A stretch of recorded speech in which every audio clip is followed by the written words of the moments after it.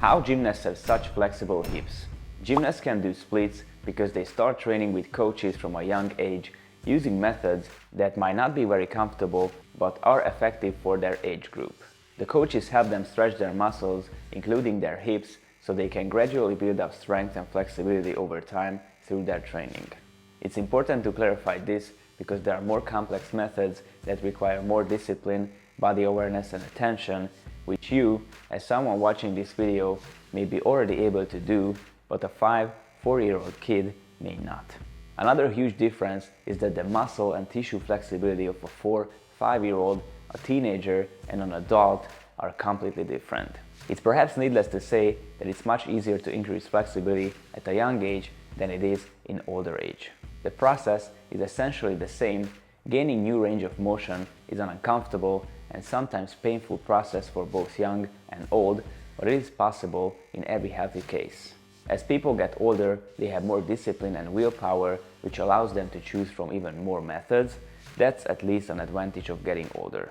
In this video, I show you the most effective methods based on my experience to achieve a more flexible hip. First, let's see what you need to know about the hip joint.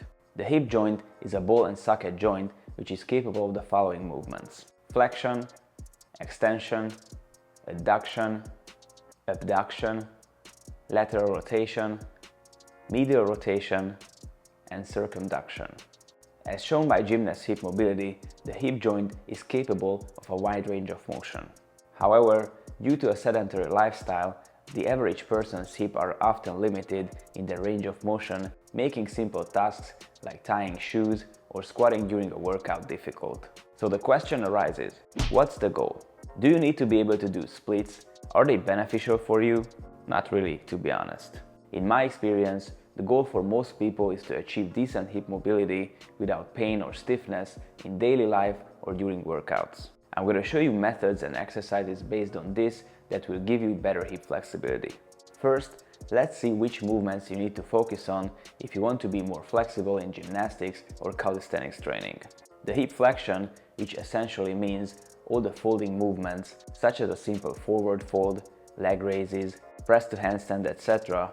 For this, you need to stretch the hamstrings and the posterior chain, as well as strengthening the hip flexors and anterior chain. The hip extension, where you need to open the hips with stretching the hip flexors and strengthening the posterior chain muscles, and the abduction, where you need to stretch the adductor muscles and strengthen the abductors. These three movements and their combinations are used most commonly in gymnastics and calisthenics training. It's important to highlight that besides the stretching, it's crucial to strengthen the given areas so the new range of motion can be actively used. Let's start with the first concept. Let your strength training be your stretching.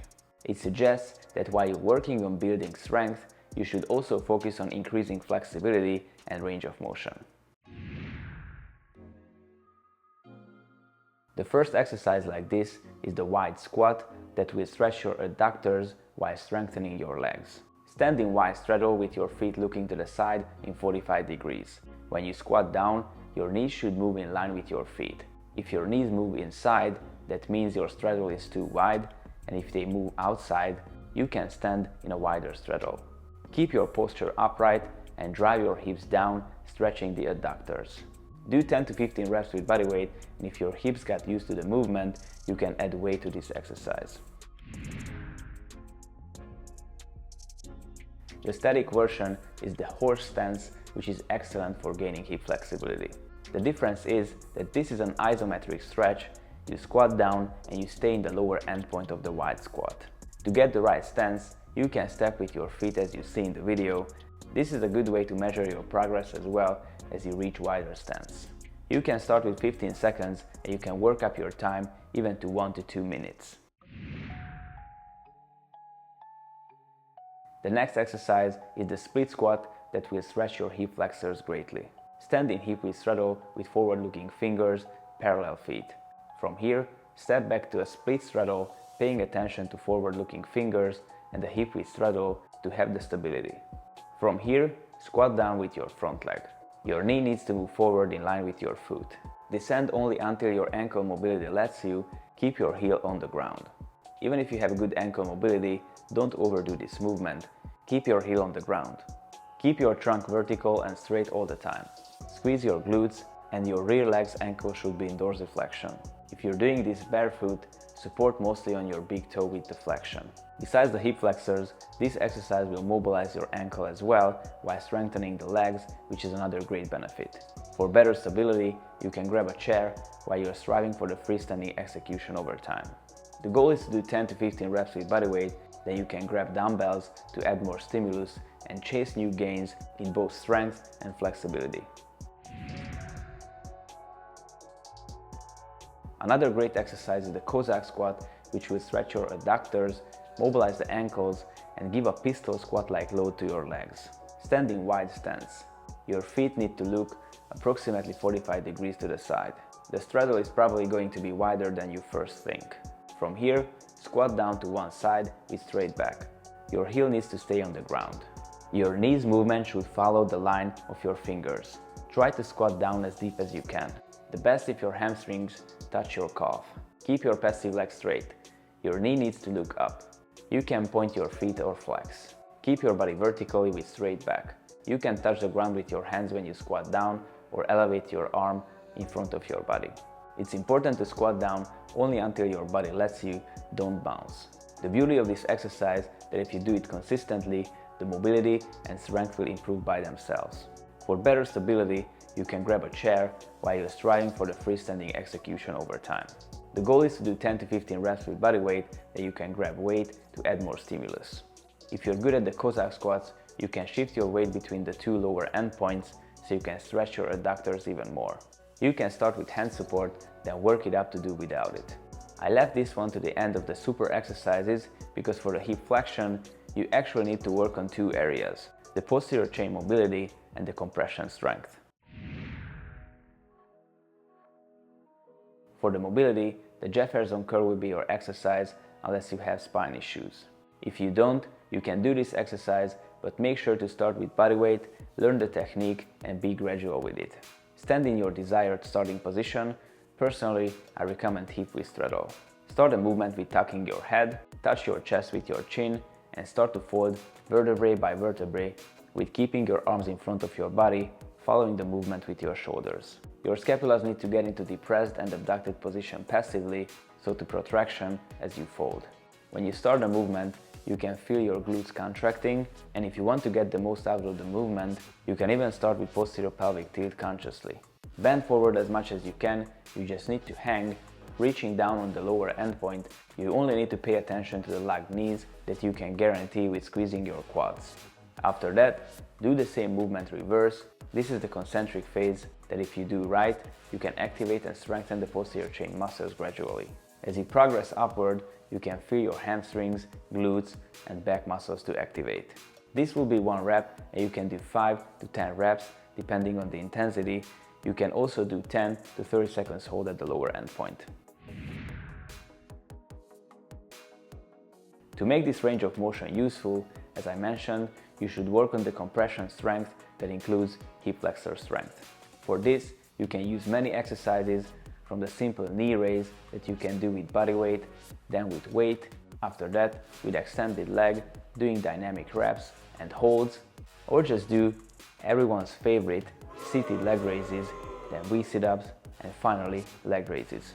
You can find a complete training list about the compression strength on the channel for beginner, intermediate and advanced levels. So to summarize all these, you can do wide squats, split squats and Cossack squats as your leg exercise in your workouts, the compression strength exercises as core exercises, and the Jefferson curls and horse stance in your stretching routine. With these exercises, you can achieve a really decent hip flexibility.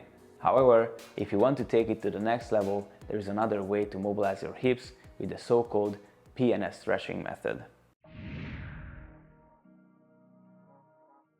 PNF stands for proprioceptive neuromuscular facilitation, which is an advanced stretching type. Proprioception refers to receptors sensitive to change in muscle length. The term neuromuscular refers to neuromuscular relationship, and the facilitation means promotion or support. The first method is the contraction and relaxation method, which are really effective to increase range of motion.